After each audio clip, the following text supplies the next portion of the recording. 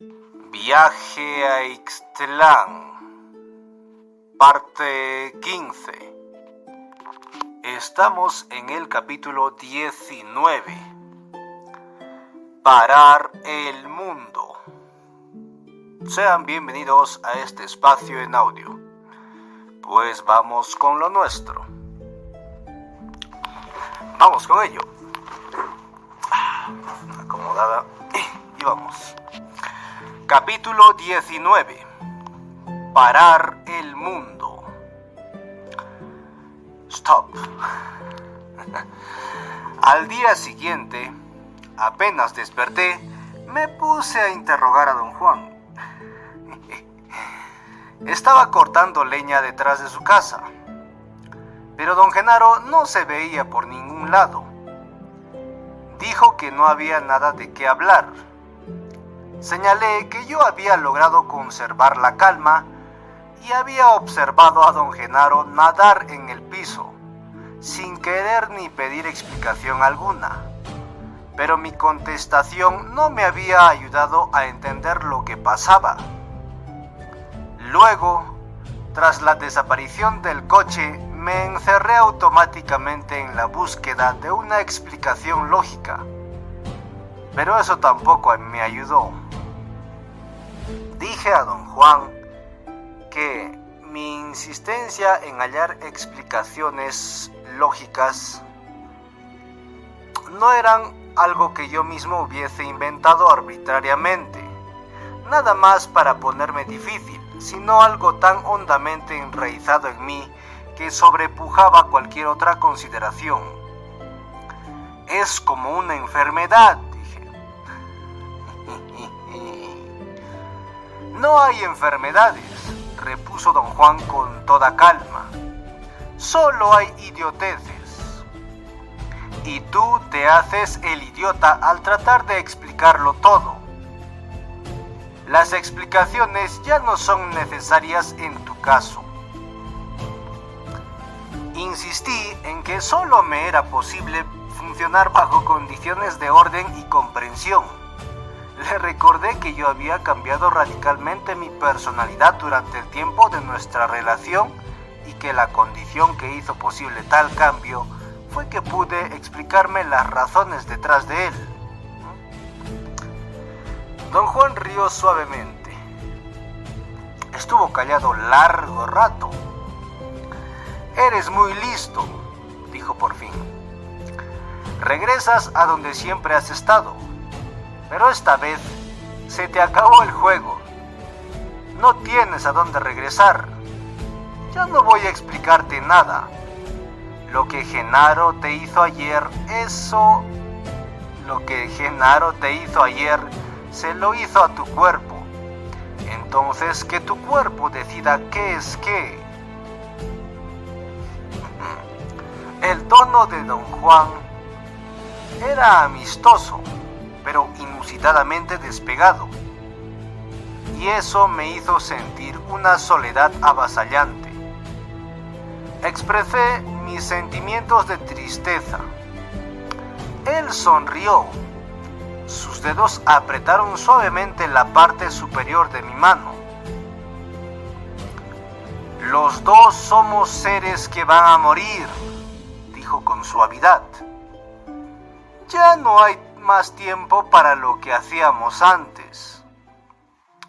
Ahora debes emplear todo el no hacer que te he enseñado y parar así el mundo.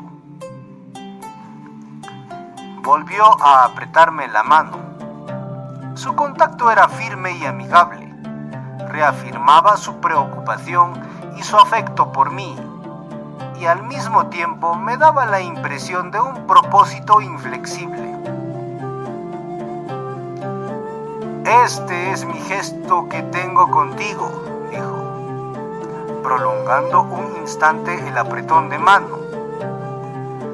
Ahora debes irte solo a esas montañas amigas. Señaló con la barbilla la distante cordillera hacia el sureste.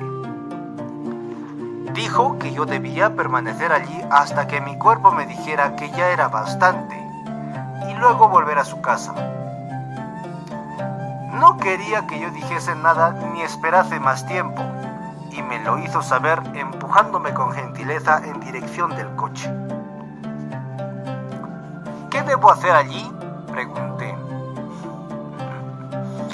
En vez de responder, me miró, meneando la cabeza. Ya estuvo bueno, dijo al fin.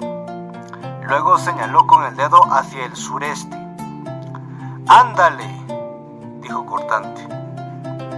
Fui hacia el sur y luego hacia el este, siguiendo los caminos que siempre había tomado al viajar con don Juan.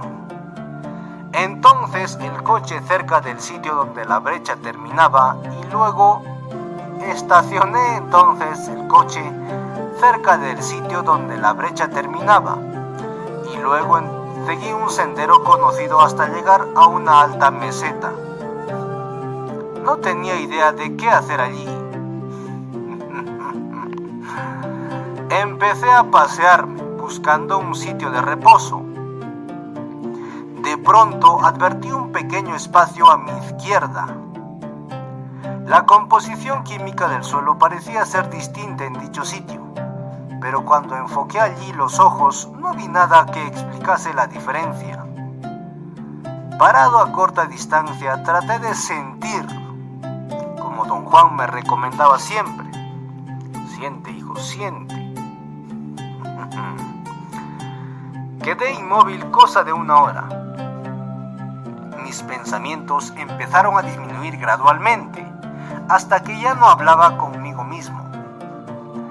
Tuve entonces una sensación de molestia.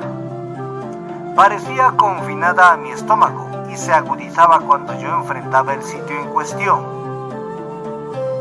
Me repelía y me sentí impelido a apartarme de él.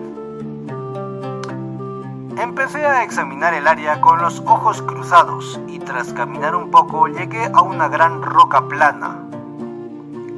Me detuve frente a ella. No había en la roca nada en particular que me atrajera. No detecté en ella ningún color ni brillo específico, pero me gustaba. Mi cuerpo se sentía bien. Experimenté una sensación de comodidad física y tomé asiento un rato. Todo el día vagué por la meseta y las montañas circundantes, sin saber qué hacer ni qué esperar. Al oscurecer, volví a la roca plana. Sabía que pasando allí la noche estaría a salvo. Al día siguiente me adentré más en las montañas hacia el este. Al atardecer, llegué a otra meseta todavía más alta. Me pareció haber estado allí antes. Miré en torno para orientarme, pero no pude reconocer ninguno de los picos circundantes. Tras elegir con cuidado un sitio, me senté a descansar al borde de un área yerma y rocosa. Allí sentía tibieza y tranquilidad. Quise sacar comida de mi guaje, pero estaba vacío. Bebí un poco de agua. Estaba tibia y aceda. Pensé que no me quedaba más que volver a casa de don Juan y empecé a preguntarme si debería iniciar de una vez mi camino de regreso. Me acosté boca abajo y apoyé la cabeza en el brazo. Inquieto, cambié varias veces de postura, hasta hallarme de cara al oeste. El sol ya descendía. Mis ojos estaban cansados. Miré el suelo y vi un gran escarabajo negro. Salió detrás de una piedra, empujando una bola de estiércol 2 veces más grande que él. Seguí sus movimientos durante largo rato. El insecto parecía ajeno a mi presencia y seguía empujando su carga sobre rocas, raíces, depresiones y protuberancias. Hasta donde yo sabía, el escarabajo no se daba cuenta de que yo estaba allí. Se me ocurrió la idea de que yo no podía estar seguro de que el insecto no tuviera conciencia de mí. Esa idea desató una serie de evaluaciones racionales con respecto a la naturaleza del mundo del insecto, en contraposición con el mío. El escarabajo y yo estábamos en el mismo mundo, y obviamente el mundo no era el mismo para ambos. Me concentré en observarlo, maravillado de la fuerza titánica que necesitaba para transportar su carga por rocas y por grietas. Largo tiempo observé al insecto y entonces me di cuenta del silencio en torno. Solo el viento silbaba entre las ramas y hojas del matorral. Alcé la vista. Me volví a la izquierda en forma rápida e involuntaria y alcancé a ver una leve sombra o un cintilar sobre una roca cercana. Oye, Carlos. Al principio no presté atención, pero luego me di cuenta de que el cintilar había estado a mi izquierda. Me volví de nuevo, súbitamente, y pude percibir con claridad una sombra en la roca. Tuve la extraña sensación de que la sombra se deslizó inmediatamente al suelo y la tierra la absorbió como un secante chupa una mancha de tinta. Un escalofrío recorrió mi espalda. Por mi mente cruzó la idea de que la muerte nos observaba a mí y al escarabajo. Se cargas. Busqué de nuevo al insecto, pero no pude hallarlo. Pensé que debía haber llegado a su destino, y arrojado su carga a un agujero. Apoyé el rostro contra una roca lisa. El escarabajo surgió de un hoyo profundo y se detuvo a pocos centímetros de mi cara. Parecía mirarme y por un instante sentí que cobraba conciencia de mi presencia, tal vez como yo advertía la presencia de mi muerte. Experimenté un estremecimiento. El escarabajo y yo no éramos tan distintos, después de todo. La muerte, como una sombra, nos acechaba a ambos detrás del peñasco. Tuve un extraordinario momento de júbilo. El escarabajo y yo estábamos a la par. Ninguno era mejor que el otro. Nuestra muerte nos igualaba.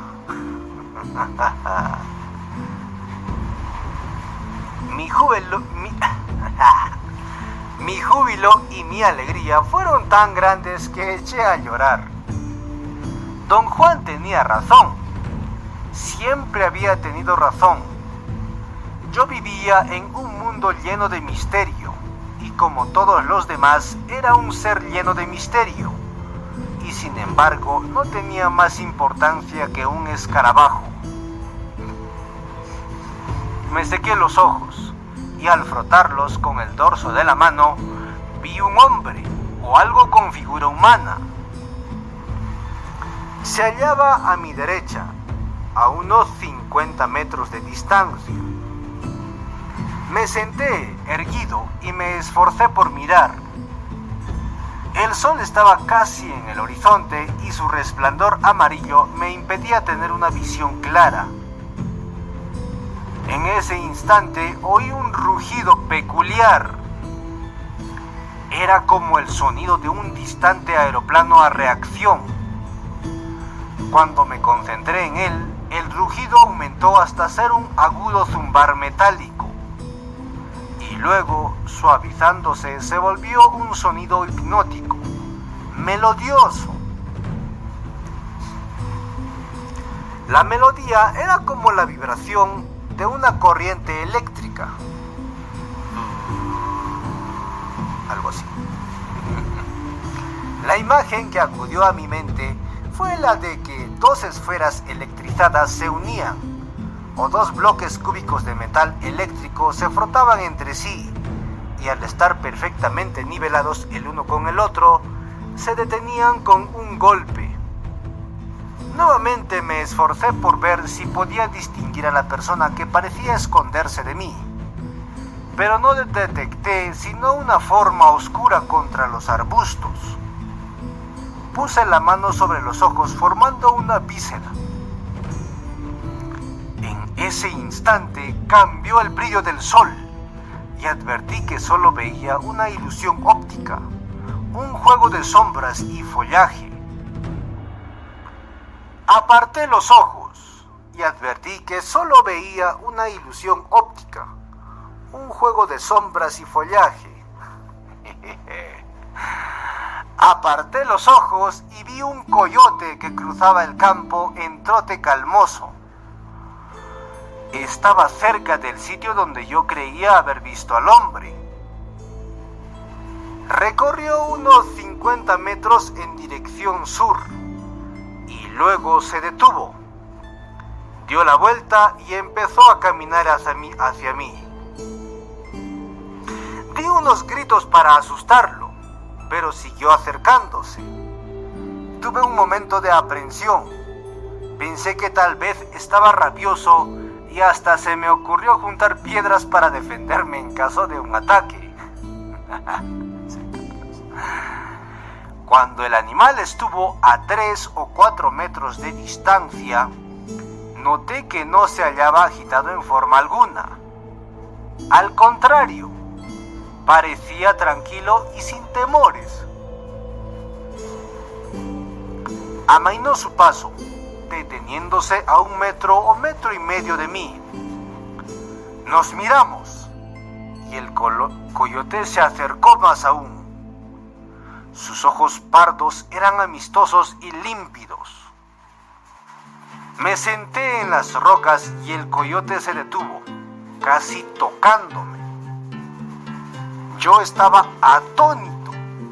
Jamás en mi vida había visto tan de cerca a un coyote salvaje. Y lo único que se me ocurrió entonces fue hablarle. Lo hice como si hablara con un perro amistoso. Y entonces me pareció que el coyote me respondía. Tuve una absoluta certeza de que había dicho algo.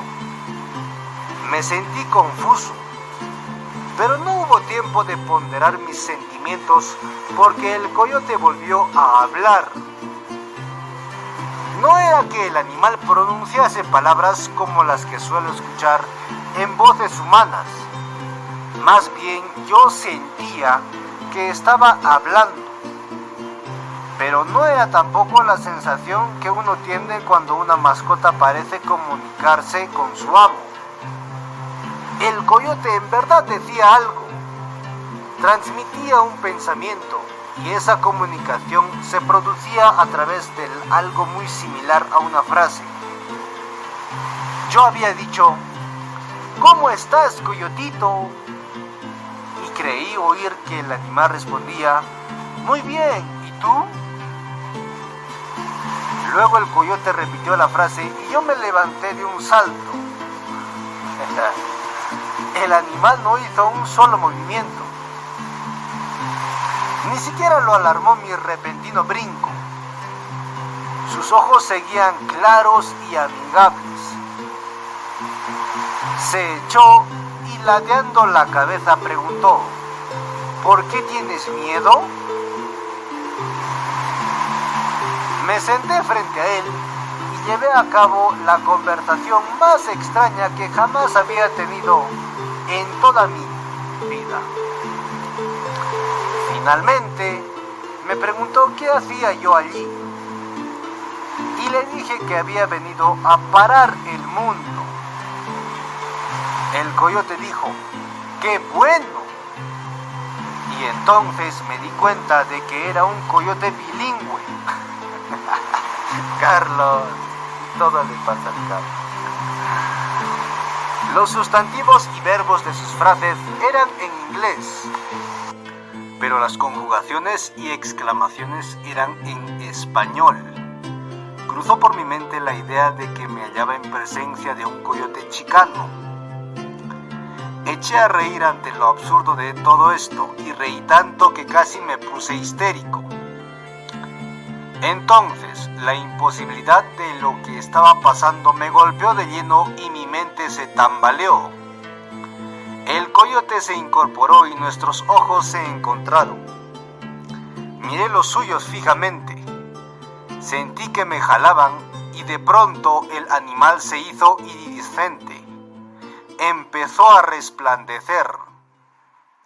Era como si mi mente reprodujese la memoria de otro suceso que había tenido lugar hace 10 años, cuando, bajo la influencia del peyote, presencié la metamorfosis de un perro común en un inolvidable ser de iridiscencia.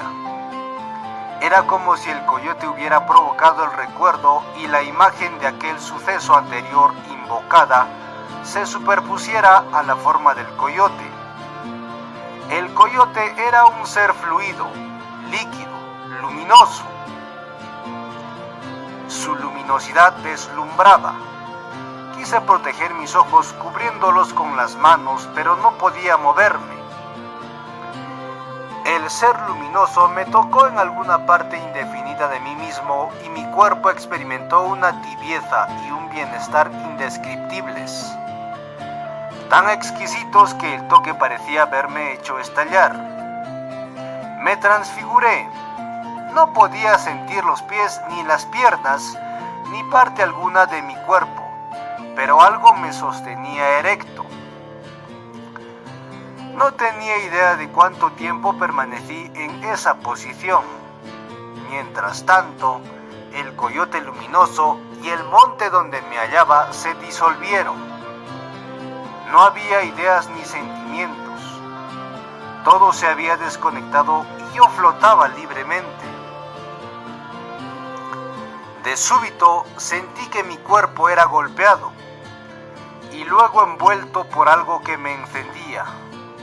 Tomé conciencia entonces de que el sol brillaba sobre mí.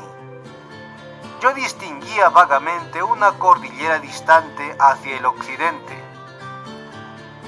El sol casi se ocultaba en el horizonte. Yo lo miraba de frente y entonces vi las líneas del mundo. Percibí en verdad una extraordinaria profusión de líneas blancas, fluorescentes, que se entrecruzaban en todo mi alrededor. Por un momento pensé que tal vez se trataba del sol refractado por mis pestañas. Parpadeé y volví a mirar. Las líneas eran constantes y se superponían a todo cuanto había en torno, o lo atravesaban. Me di vuelta y examiné un mundo insólitamente nuevo. Las líneas eran visibles y constantes aunque yo no diera la cara al sol. Me quedé allí en estado de éxtasis durante lo que pareció un tiempo interminable. Todo debe haber durado solo unos 10 minutos, acaso únicamente el tiempo que el sol brilló antes de llegar al horizonte, pero para mí fue una eternidad.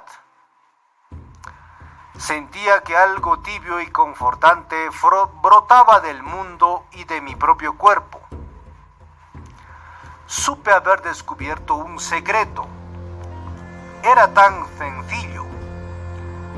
Experimentaba un torrente desconocido de sentimientos.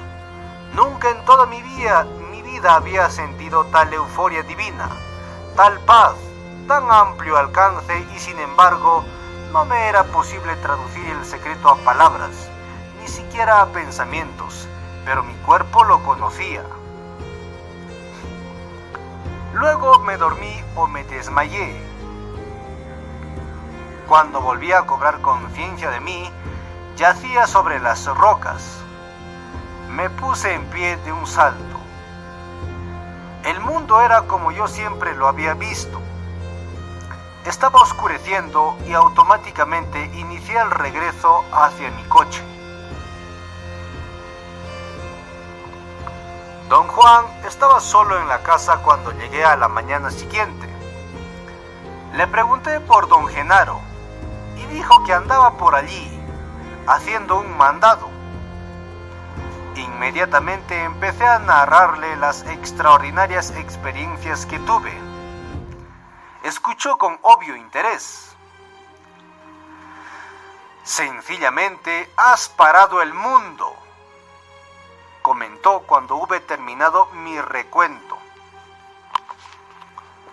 Quedamos un rato en silencio y luego don Juan dijo que yo debía dar las gracias a don Genaro por ayudarme. Parecía inusitadamente contento conmigo. Me palmeó la espalda repetidas veces, chasqueando la lengua. Pero es inconcebible que un coyote hable, dije. Eso no fue hablar, repuso don Juan. ¿Qué era entonces? Tu cuerpo entendió por vez primera, pero fallaste de reconocer que, por principio de cuentas, no era un coyote, y que ciertamente no hablaba como hablamos tú y yo. Pero el coyote de veras hablaba, don Juan. Mira quién es ahora el que dice idioteces. Después de tantos años de aprendizaje, deberías tener más conocimiento. Ayer paraste el mundo y a lo mejor hasta viste. Un ser mágico te dijo algo y tu cuerpo fue capaz de entenderlo porque el mundo se había derrumbado. Oh. El mundo era como es hoy, don Juan. No, hoy los coyotes no te dicen nada, ni puedes ver las líneas del mundo. Ayer hiciste todo eso simplemente porque algo se paró dentro de ti. ¿Qué cosa fue? Pregunté. Lo que se paró ayer dentro de ti fue lo que la gente te ha estado diciendo que es el mundo. Verás, desde que nacemos la gente nos dice que el mundo es así y asá. Y naturalmente no nos queda otro remedio que ver el mundo en tal forma, en la que la gente nos ha dicho que es. Nos miramos. Ayer el mundo se hizo como los brujos te dicen que es, prosiguió.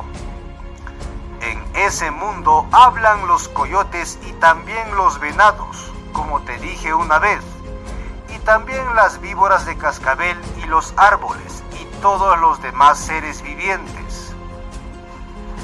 Pero lo que quiero que aprendas es ver. A lo mejor ya sabes que el ver ocurre solo cuando uno se cuela entre los mundos. El mundo de la gente común y el mundo de los brujos. Ahora estás justito en medio de los dos. Ayer creíste que el coyote te hablaba. Cualquier brujo que no ve creería lo mismo, pero alguien que ve sabe que creer eso es quedarse atorado en el reino de los brujos. De la misma manera, no creer que los coyotes hablan es estar atorado en el reino de la gente común. ¿Quiere usted decir, don Juan, que ni el mundo de la gente común ni el mundo de los brujos son reales? Son reales. Pueden actuar sobre ti. Por ejemplo, podrías haberle preguntado a ese coyote cualquier cosa que quisieras saber, y él se habría obligado a responderte. Lo único triste es que los coyotes no son de fiar, son embusteros. Es tu destino no tener un compañero animal de confianza. Don Juan explicó que el coyote sería mi compañero toda la vida y que en el mundo de los brujos, tener un amigo coyote no era un estado de cosas muy de desear. Dijo que habría sido ideal que yo hablara con una serpiente de cascabel, pues son compañeras estupendas. Yo, en tu lugar, añadió, jamás me fiaría de un coyote, pero tú eres distinto y a lo mejor hasta te haces brujo coyote. ¿Qué es brujo coyote?, pregunté. Uno que saca muchas cosas de sus hermanos coyotes. Quise seguir haciendo preguntas, pero me detuvo con un gesto. ¿Has visto las líneas del mundo?, dijo. ¿Has visto un ser luminoso? Ya casi estás listo para encontrarte con el aliado. Por supuesto, sabes que el hombre a quien viste en el matorral era el aliado. Oíste su rugido como el sonar de un avión de chorro. Te estará esperando a la orilla de un llano al que yo mismo te llevaré. Guardamos silencio largo rato. Don Juan tenía las manos entrelazadas por encima del estómago. Sus pulgares se movían casi imperceptiblemente. También Genaro tendrá que ir con nosotros a ese valle, dijo de pronto. Es él que te ha ayudado a parar el mundo. Don Juan me miró con ojos penetrantes. Voy a decirte una cosa más, dijo y rió. Ya realmente no importa. El otro día, Genaro nunca movió tu carro del mundo de la gente común. Nada más te forzó a mirar el mundo como los brujos. Y tu coche no estaba en ese mundo. Genaro quiso ablandar tu certeza. Sus payasadas hablaron a tu cuerpo acerca de lo absurdo que es tratar de entenderlo todo. Y cuando voló su papalote casi viste. Hallaste tu coche y estabas en los dos mundos. La razón de que casi se nos reventaran las tripas de tanto reír fue que tú de veras pensabas que nos estabas trayendo de donde creíste hallar tu coche. Pero, ¿cómo me forzó a ver el mundo como los brujos?, protesté. Yo estaba con él. Los dos conocemos ese mundo. Ya conociéndolo, lo único que se necesita para producirlo es usar ese otro anillo de poder que te he dicho que los brujos tienen. Genaro puede hacerlo con la misma facilidad con la que mueve los dedos. Te tuvo ocupado volteando piedras para distraer tus pensamientos y permitir que tu cuerpo viera. Le dije que los sucesos de los 3 últimos días habían causado algún daño irreparable a mi idea del mundo. Dije que durante los 10 años que llevaba de verlo, jamás había experimentado una sacudida tal, ni siquiera las veces que ingerí plantas psicotrópicas. Las plantas de poder son solo una ayuda, dijo don Juan. Lo de verdad es cuando el cuerpo se da cuenta de que puede ver. Solo entonces somos capaces de saber que el mundo que contemplamos cada día no es nada más que una descripción. Mi intención ha sido mostrarte eso. Desgraciadamente, te queda muy poco tiempo antes de que el aliado te salga al paso. ¿Tiene que salirme al paso?, pregunté. No hay manera de evitarlo. Para ver hay que aprender la forma en que los brujos miran el mundo. Por eso hay que llamar al aliado y una vez que se le llama, viene. ¿No podía usted enseñarme a ver sin llamar al aliado? No. Para ver hay que aprender a mirar el mundo en alguna otra forma y la única otra forma que conozco es la del brujo. Fin de la parte 15 y fin del capítulo 19. Parar el mundo. Bueno, pues una vez más llegamos al final de este espacio en audio. Gracias por escucharnos y adiós.